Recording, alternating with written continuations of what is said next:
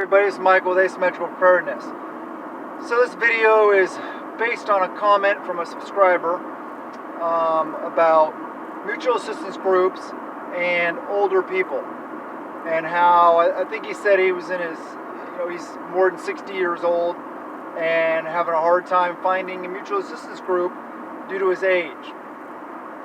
And I'm thinking to myself, really? I'm like, wow. First off, before I even read the rest of his, decent length comment, I thought, wow, that's pretty dumb.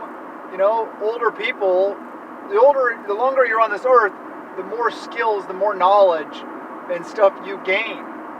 And I thought, wow, who in the world would turn somebody away just due to their age?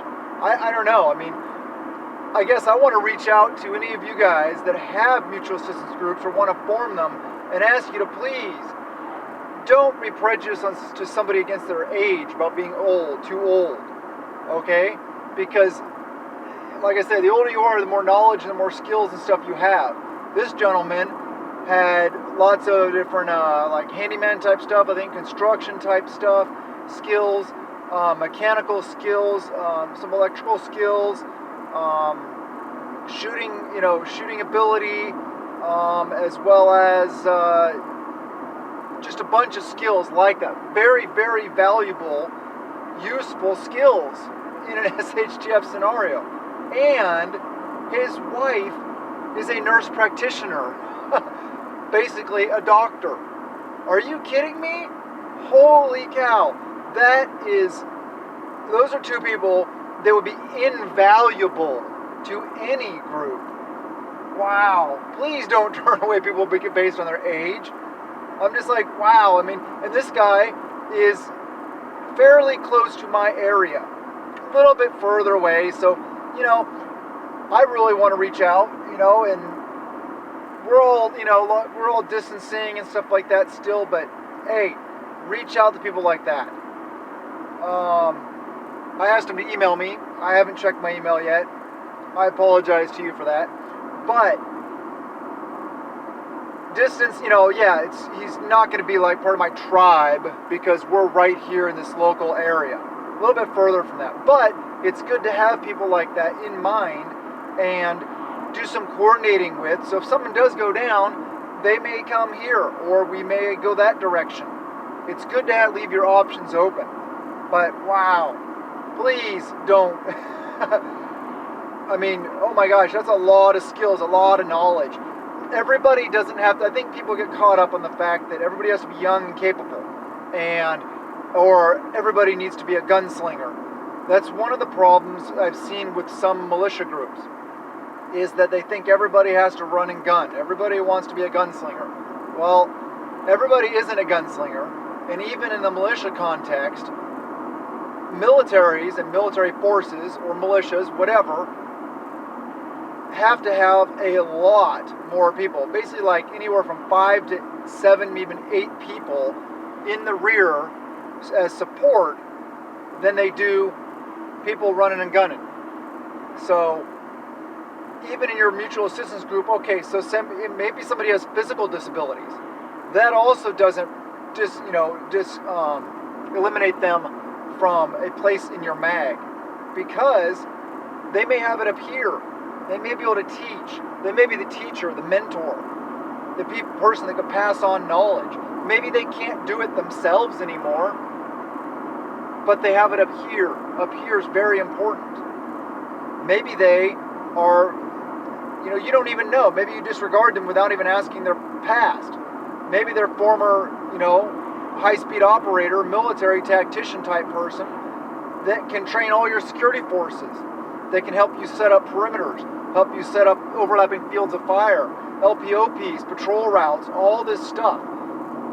Or it could be some older person or disabled person that knows all about cooking, dehydrating, canning, gardening, all these vital skills. It's just, please don't disregard somebody face value. Get to know them. I feel that almost everybody has something to offer. The biggest thing for me, though, is shared moral values. Me, as a person of faith, I would want people of faith in my group. I'm not saying any specific faith or anything like that, but somebody with at least the basic shared moral values of me is very, very, very important. I could care less. I mean, they could be the most perfect prepper. They can know everything in the world and have, 50 years worth of food for 1,000 people and everything else to support it. I don't care. If they're a bad person and we don't share moral values, I don't want them in my group, period. That's much more important. Everybody has something to offer. Even somebody that seems like they don't really have any skills.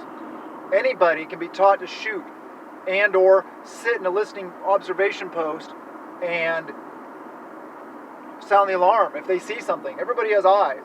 Well, there are blind people. But anyway, everybody, even with physical disabilities like that, has skills. They have something to offer.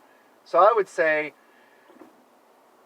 try to involve people in your group based on their knowledge and their skill sets, not based on their age or physical ability or their sex or their ethnicity or nothing.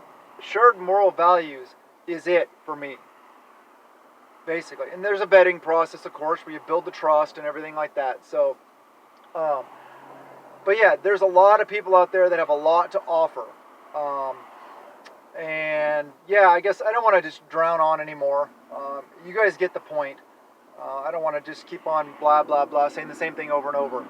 You guys get it. I think that's what keeps a lot of people back, though, from forming groups. Or I had a comment from a woman, she tried joining groups and, the macho type guys. Well, tell you what, I mean, yeah, I'm an alpha male, but the guys that act all macho and tough and talk a big game usually aren't a big game. Usually they're not, okay? People that are actually capable, actually competent, actually done the things, they don't need to talk or act big. They know and hear their capabilities. They have nothing to prove, okay? Real people that have real skills don't have to prove themselves. So keep that in mind. So prep a little every day, prep out of peace of mind, out of fear, and I love you guys, and blessings to you and yours.